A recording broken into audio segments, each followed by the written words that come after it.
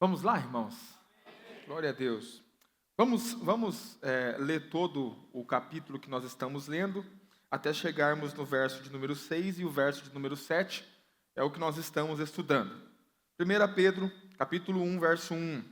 Pedro, apóstolo de Jesus Cristo, aos estrangeiros, dispersos no Ponto, Galácia, Capadócia, Ásia e Bitínia, eleitos segundo a presciência de Deus, em santificação do Espírito, para a obediência e aspersão do sangue de Jesus Cristo.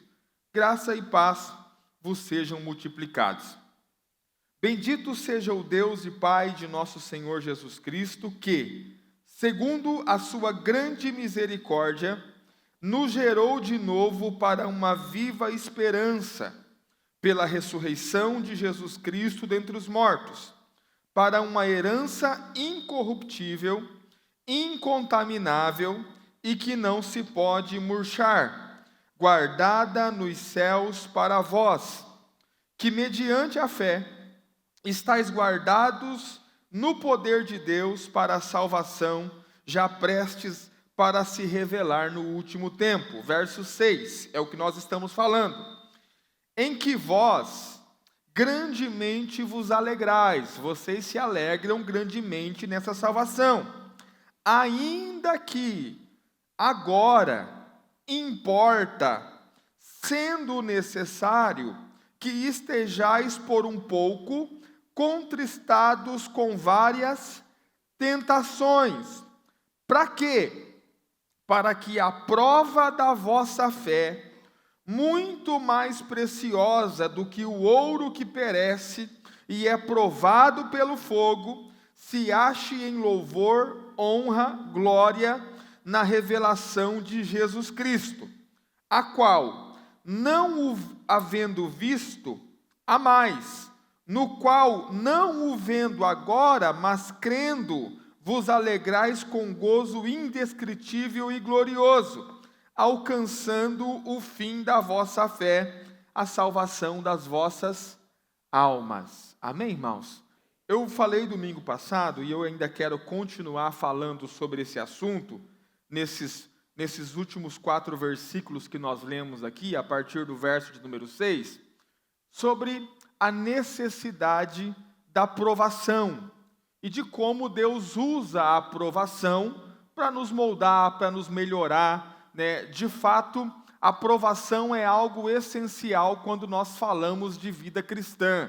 Você não vai viver a vida cristã de maneira que Deus trabalhe na sua vida, de maneira que Deus molde a sua vida, sem você enfrentar muitas provações. A vida do crente, a vida do cristão, ela é uma vida que é repleta de provações. O tempo todo nós vamos estar lidando com provações. Então, existe algo importantíssimo de se entender naquilo que o apóstolo Pedro está falando aqui.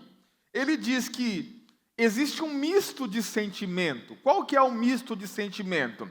A alegria da salvação, que é uma alegria indescritível, ao mesmo tempo a tristeza da provação, que é algo momentâneo. Consegue compreender ou não?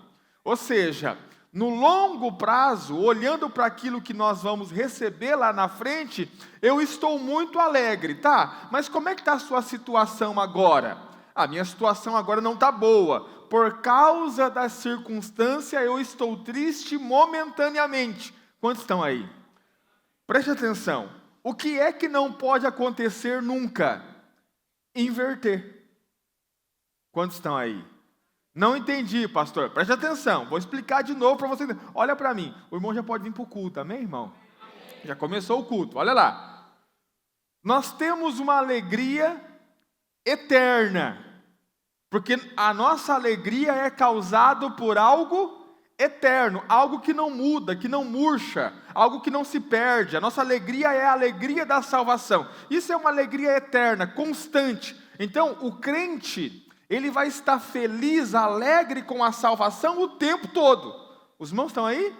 Mas em alguns momentos, havendo necessidade, ele vai enfrentar a a provação, a tribulação, e vai haver um sentimento de tristeza momentâneo, por causa da circunstância. E por que é momentâneo? Porque a circunstância é momentânea, e à medida que a circunstância passar, essa tristeza vai junto. Os irmãos estão aí? O que é que não pode acontecer? Inverter. Você viver com uma tristeza eterna, experimentando alegrias momentâneas. Quantos estão aí? Por quê, pastor? Porque isso vai gerar em você um certo transtorno psicótico cristão. Como assim? Gente que é movida pela emoção por causa da circunstância. Você entendeu o que o pastor quis dizer para você? Preste atenção, como é que funciona? Qual que é a base da vida do irmão? Tristeza. Quando? Eterna. Até parece que a notícia que ele recebeu, ou que ela recebeu, não é a boa nova de salvação. Até parece que recebeu a notícia boa nova de condenação. Por quê? Porque qual que é o padrão? O padrão é assim, ó. O que foi, irmão? Tá bem, irmão? Tô bem. O irmão é feliz porque não vai para o inferno? Muito. Você tem Jesus? Oh. Como é que o jovem faz? Cadê um jovem para me ensinar o sinal que eles estão fazendo aí? A Bela, como é que funciona? Bela ou Checha? Quem que vai me ensinar? Como é que é o sinal? Como é que é? Sim? Eu tô, ó. O que esses jovens estão aprontando, né? Como é que é? E isso significa o quê? Hã? Nada? Significa nada?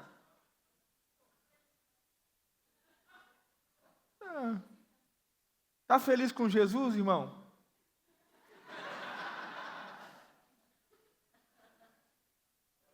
Quantos estão aí? Aí de quando em quando, presta atenção, de quando em quando acontece uma circunstância positiva, ou seja, algo externo, e aí o irmão se alegra. E quanto tempo dura a alegria do irmão? A validade de um iogurte. Daqui a pouco ele volta para o estado normal dele de tristeza. Deixa eu dizer algo para você. Você está vivendo o contrário daquilo que deveria viver. Amém, irmãos? Qual que é o padrão?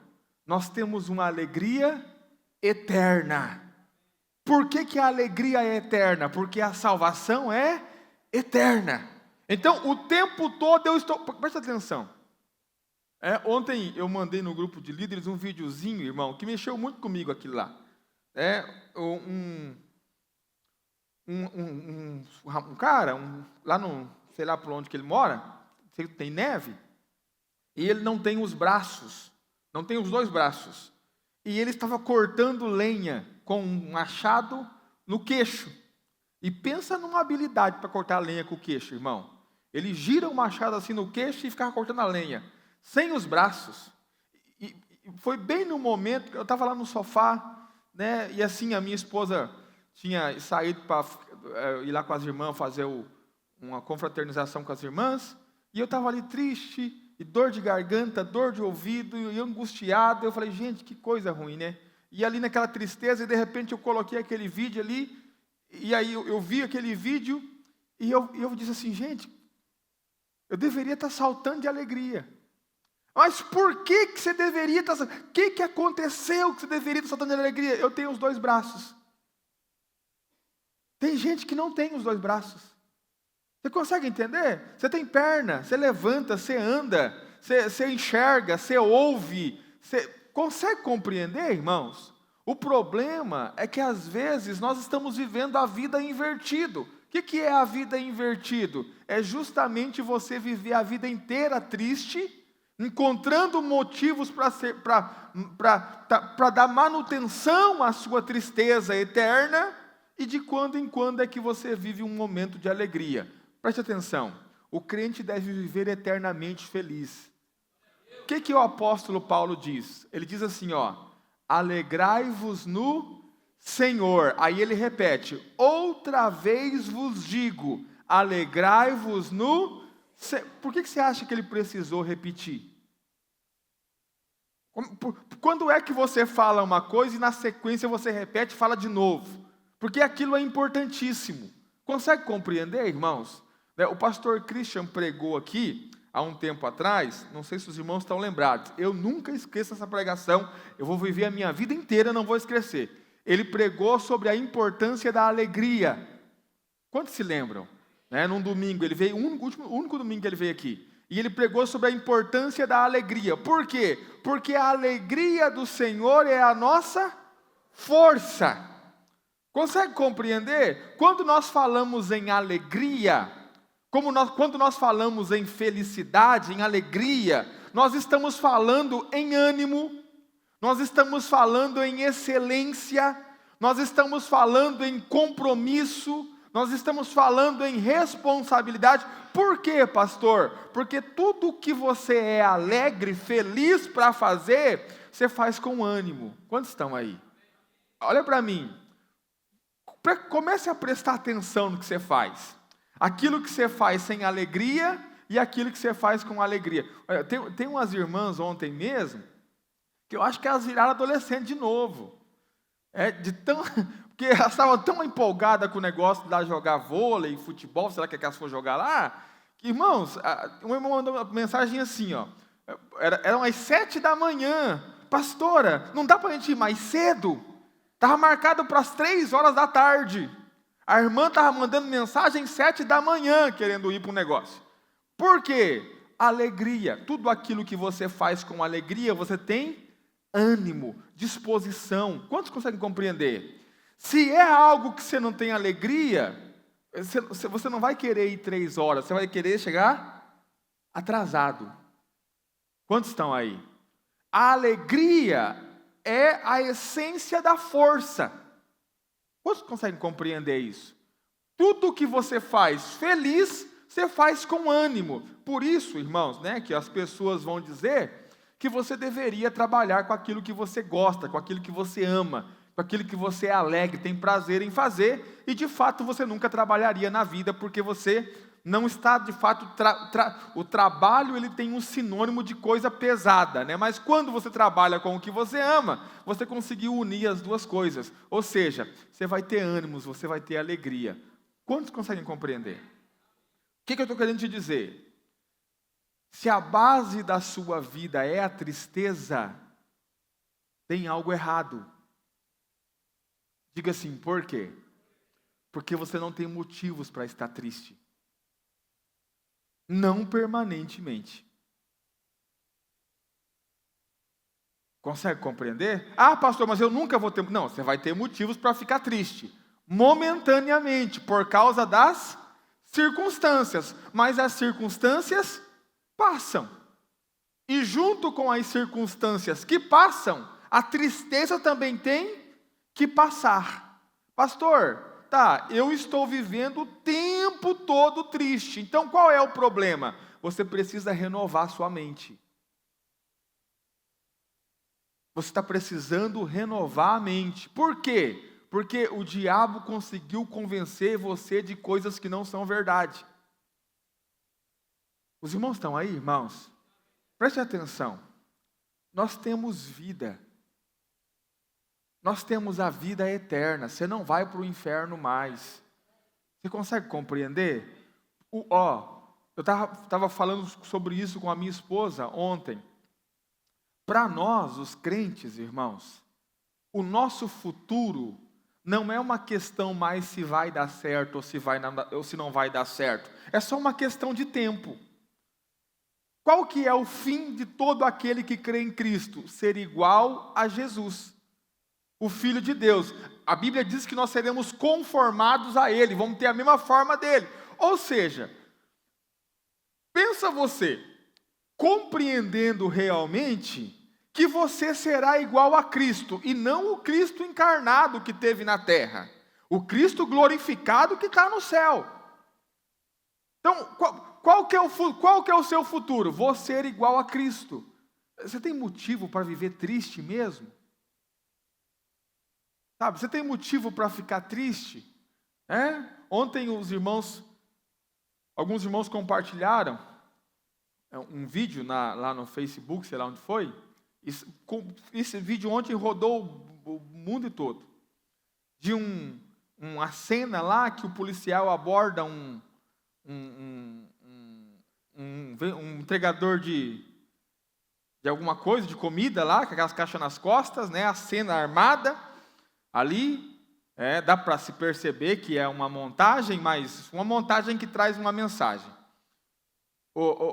Aí o cara perde a moto, que o policial prende a moto dele. Essa polícia, né, irmão?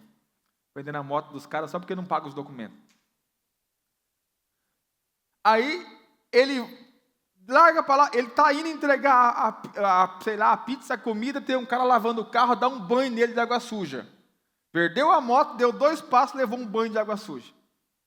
Aí ele vai entregar a comida, a mulher rejeita, não paga. Aí em toda essa cena, tem um pai com um filho pedindo ali, procurando comida no lixo. E aí esse pai vai até ele e diz, olha, dá essa comida para mim. E ele sai bravo, reclamando, né, mas depois ele muda de ideia e ajuda lá o pai e a criança. E o que eu visualizei daquela cena? Preste atenção, irmãos. O motoboy está numa situação ruim, perdeu a moto, tomou um banho de água suja, vai ter que pagar a comida do próprio bolso. Tem outro catando comida no lixo. Quantos conseguem compreender? Você acha que a sua vida está ruim mesmo? Dá para trocar com algumas pessoas aí. Acredite, tem gente pior. Quantos conseguem compreender? Os irmãos conseguem compreender, irmãos? Olha para mim. Você sabe quando é que a sua vida vai avançar? Quando você aprender a dar graças em tudo. Em tudo dai graça. Ah, pastor, mas não está do jeito que eu quero. Deixa eu te contar uma notícia. Você não é o centro do universo. O universo não gira em torno do seu umbigo. Acostume-se a que muitas coisas não serão do jeito que você quer. Consegue compreender? Ah, mas aí eu vou ficar triste. Não. É nessa hora que você começa a olhar para o lado contrário do que as pessoas fazem. Que lado contrário, pastor? Tá certo. As coisas não saíram como eu queria, mas eu tenho muito mais motivos para me alegrar do que motivos para me entristecer. Principalmente os motivos eternos. Amém, irmãos? Quando você começa a entender isso, dessa salvação eterna que te traz a alegria eterna, as coisas começam a se tornar apenas coisas. E se elas dão certo ou elas não dão certo, elas não vão tirar a alegria da tua salvação. Amém, irmãos? Preste atenção. Nada pode tirar a alegria da tua salvação, porque a tua salvação é eterna. Não tem como mudar mais. Vamos lá. Voltando para o texto. Continuando, olha só. Verso 6. Em que vós grandemente vos alegrais, diga grandemente. Ainda que agora importa, sendo necessário, que estejais por um pouco contristados com várias tentações. Para quê? Para que a prova da vossa fé, muito mais preciosa do que o ouro que perece e é provado pelo fogo, se ache em louvor, honra, glória na revelação de Jesus Cristo. Diga, a prova da vossa fé. Preste atenção. Ele compara a aprovação da fé com o ouro sendo posto no fogo. Não sei se você sabe, mas existem muitos tipos de ouro. Existe o ouro 10, o ouro 12, o ouro 16, o ouro 18, o ouro 24. O 24, segundo eles, é o ouro mais puro. Pastor, o que significa essas medidas de ouro? Essas medidas, elas medem a pureza do ouro. Então, não sei se você sabe, mas o ouro por si só não é um metal que é muito bom para se trabalhar. Por quê? Porque ele é extremamente mole. O ouro puro, ele é extremamente mole. Então, melhor é misturar o ouro com alguns metais. Só que à medida que você vai misturando o ouro com alguns metais, o ouro obviamente vai perdendo o valor, porque tem outros metais envolvidos. Amém, irmãos? O ouro, quanto mais puro, mais caro. Quanto menos puro, mais barato. Por isso que o ouro 12, 16 é muito mais barato do que o ouro 24. Quantos conseguiram compreender? Qual que é o processo para purificar o ouro, para que o ouro se torne mais precioso, mais valioso? O fogo. Quantos estão aí? Então, preste atenção. Eu tenho essa peça aqui de ouro, que é a minha aliança. Esse aqui é ouro 24? Não, não é ouro 24. Ele é ouro 18, ou seja, tem muitas impurezas aqui. Pastor, como é que eu faço para extrair só o ouro? Eu vou ter que botar a aliança no fogo. Os irmãos estão aí? Numa alta temperatura. O que vai acontecer? O ouro, ele vai se dissolver. Essa figura aqui, ela vai sumir, essa figura de aliança, e ela vai derreter, ela vai dissolver. Consequentemente, as impurezas vão aparecer. Quantos estão aí? Os irmãos estão aí? Conseguem compreender? Pastor, como é que Deus faz com a gente? Tem muita impureza em você. Sim ou não? Não tem muita coisa que tem que mudar? Não tem muita coisa que tem que tirar? Sim ou não? Como é que Deus faz? Deus pega você e coloca no fogo. Quando Deus coloca você no fogo, você vai perder essa forma. Quantos estão aí? E quando você perder essa forma, o que vai acontecer? Vai começar a aparecer as impurezas, que Deus vai poder tirar. Quantos estão aí? Olha para mim, irmão. Tudo dando bem na vida, todo crente é um anjo. Consegue compreender? Todo mundo é um anjinho. Olha assim, chega até aquelas auréolas na cabeça. Tudo maravilha. Pastor, como é que conhece quem realmente é o irmão? Deixa as coisas começarem a dar errado. Deixa o fogo pegar o irmão, que de repente começa a aparecer. Tem gente que a gente se surpreende. Quantos estão aí? Tem uns irmãos que era tão bonzinho, irmão, tão bonzinho assim, que você fala assim, eu vou botar uma asinha e uma auréola na cabeça e vamos mandar para o céu, porque está no lugar errado, é um anjo.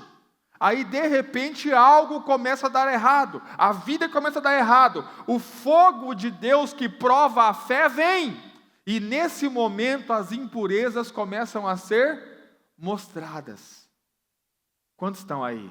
Então, olha para mim, tem muita impureza em nós que precisa ser tirada.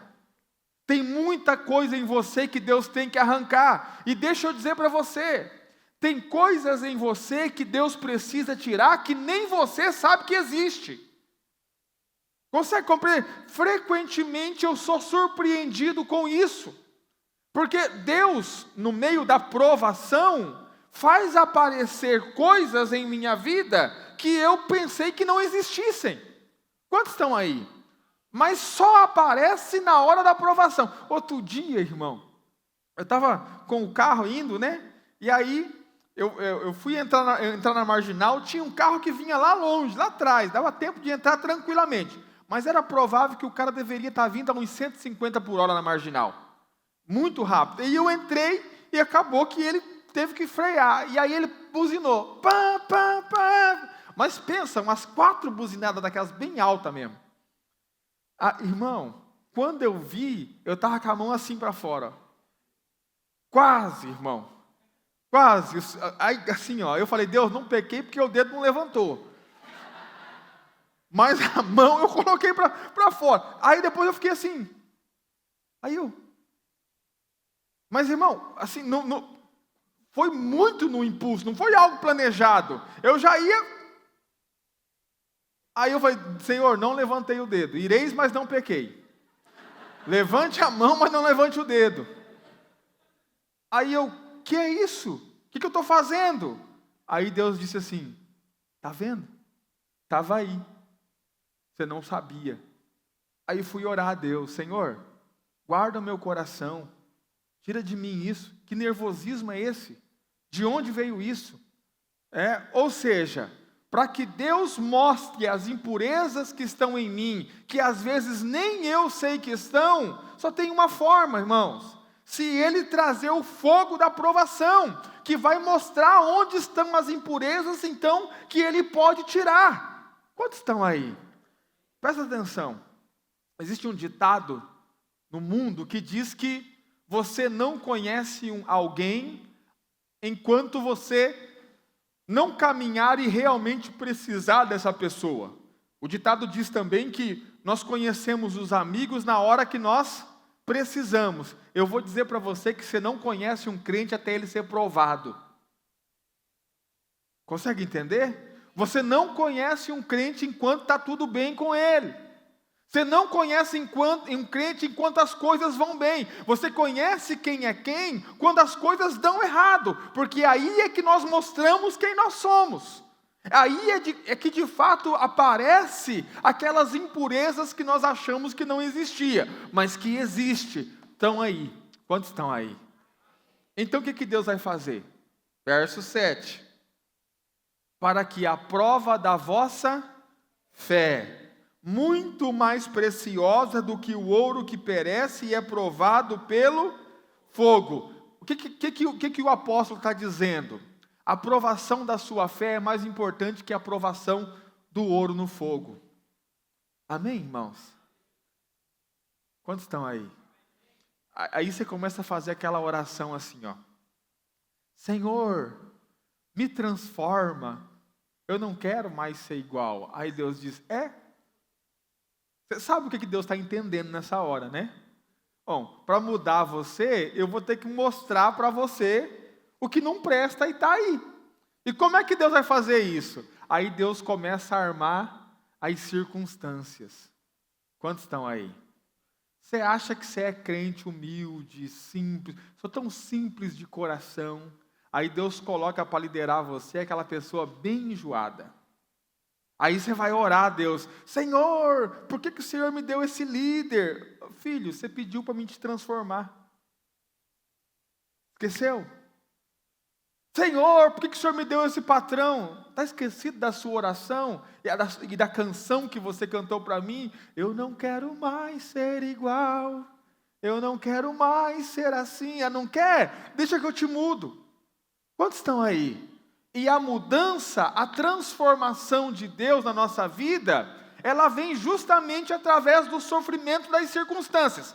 Não do sofrimento eterno, mas circunstâncias que vão se desajustar, pessoas que serão colocadas no nosso caminho como ferramentas de Deus para moldar e trabalhar o nosso caráter. Deus traz essas pessoas, irmãos, para o nosso lado. Não é para nos matar, é para nos aperfeiçoar. Qual que é o problema? Nós normalmente não gostamos desse tipo de pessoa. Nós gostamos das pessoas que ficam nos alisando naquilo que nós erramos. Nós gostamos de pessoas que têm dó da gente, que têm peninha da gente. Só que as pessoas que têm dó e têm peninha da gente não nos transformam, não nos mudam, você permanece a mesma pessoa. Por quê? Porque não há confronto. Quantos estão aí? Irmão, quando eu casei, para mim era fácil mandar mensagem e eu dizia assim, estou ocupado. E sem estar ocupado.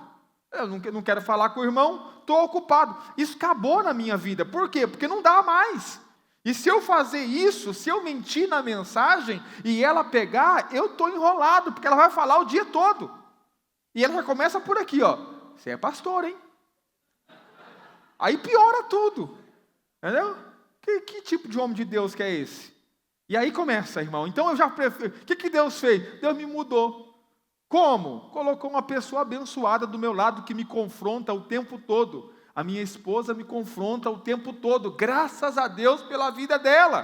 Porque senão eu seria o mesmo porqueira que eu era lá atrás. Consegue compreender? E aí você precisa entender algumas coisas. Dê graças a Deus por Deus ter colocado um pastor ranzinza na tua vida. E não um pastor que vive te alisando o tempo todo, dizendo que você vai ser cabeça e não vai ser cauda. e que no final das contas você permanece a mesma porqueira que entrou na igreja.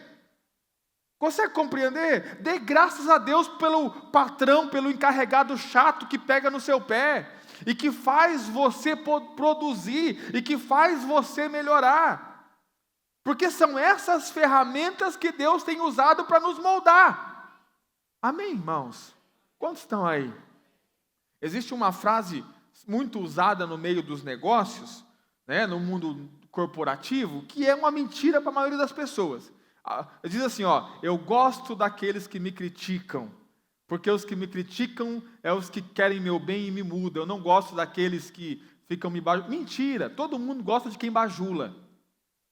Consegue entender? Você tem uma pessoa que fica pegando no teu pé e uma pessoa que fica te acariciando. Qual que você prefere? É a que fica te alisando. Os irmãos estão aí? A sua alma prefere a pessoa que é boa, tadinho do irmão. A sua alma prefere essa pessoa. Consegue compreender? Só que essa pessoa não te ajuda a crescer. Não te ajuda a mudar, não te ajuda a melhorar. Deus tem usado suas ferramentas para provar a nossa fé. Diga assim, provar a fé. Olha para mim. O que é fé, pastor? É aquilo que eu creio. Diga, fé é o que eu creio. O que Deus vai provar? Aquilo que você diz que crê. E como é que Deus vai provar aquilo que eu creio? Colocando-se a situações contrárias àquilo que eu creio. Posso explicar? Preste atenção. Senhor, eu creio que o Senhor levou na cruz todas as minhas enfermidades. Quantos estão aí? É isso que você crê? Como é que Deus vai provar isso? A garganta começa a ficar ruim, infeccionar, dá febre. Aí pronto. Agora é a hora de saber se você realmente crê ou se era só conversa fiada. Quantos estão aí? Você diz, Senhor, eu creio que o Senhor é meu pastor e nada me faltará. Aleluia. Como é que Deus vai provar isso? Como é que Deus vai provar se você crê realmente nisso? Permitindo faltar. Quantos estão aí? Porque a fé é ver o invisível. Se você precisa ter as panelas cheias para crer que o Senhor é o teu pastor e nada te faltará, isso não é fé. Quem precisa ver para crer não é fé. Quem vê não é. Fé é ver o invisível. Os irmãos estão aí? Fé é você ver a panela vazia e continuar acreditando. O Senhor é meu pastor e nada me faltará. Então, como é que Deus prova a minha fé? Criando situações contrárias àquilo que eu creio. Quantos estão aí? Olha um ponto importantíssimo aqui, que é onde o diabo tem vencido muita gente. Você diz assim, o meu velho homem foi crucificado com Cristo. Como é que prova se foi crucificado ou não? Deus permite que você faça algo errado. Aí você fala, o meu velho homem não morreu ainda. Não cria. Diga assim, Deus prova a nossa fé.